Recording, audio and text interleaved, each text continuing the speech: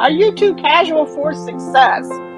Story time. There's two yous at this moment in time, but only one of you can move forward.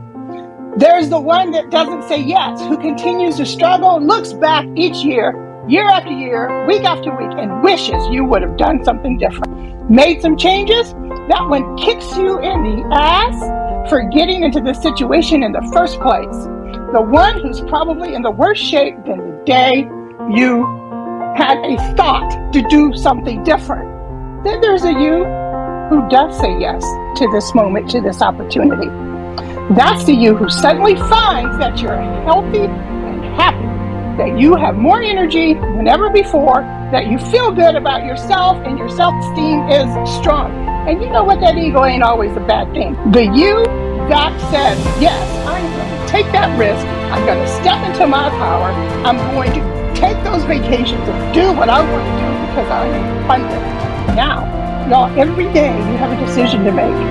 Are you going to part ways with one of these yous in the moment? Ask yourself this question. What does the future you need to say to the past you in order for you to say, yes, this is the right decision for you right now to live abundantly and have all your dreams come true? Developing a growth plan. When I think about developing a growth plan, I think about what do I need to focus on this day, this moment, this hour. A lot of times when we're trying to develop a growth plan, we tend to be a bit all over the place because we are not quite sure what it is we need to do or how we need to grow. First off, you've got to have a goal or a focus and an idea on what you want to do. I'm going to share with you 4 things you should be focusing on every day that will help you not only develop your growth plan, but will also help you grow into that plan so that it can magnify into life that you want. Number 1, focus on a goal, because we're pulled in so many directions in a day, but if we can focus on the one thing or a one goal for the day, for the hour, for the moment, then that will help us with that growth plan development, as well as the steps to take to make it become a reality. Number 2, on the now. When you're developing that growth plan, you want to concentrate on the now. What can I do today, this week, right now, because that's all I can control anyway. Right now, in my growth plan, I could set aside my time to study, set aside a time to meet with friends, or do that hobby. That's all important, but you have to focus on now and be present when you're doing those things. Number 3, the task at hand. I'm highly energetic. You hear me speak. I have a lot of energy. It's very hard for me to focus the task at hand.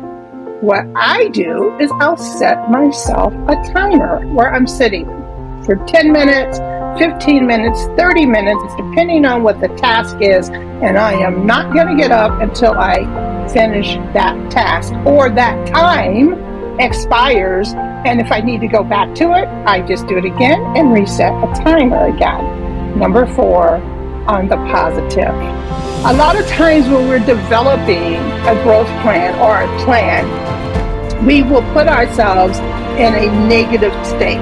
I want to do this, but if I had enough money, I could.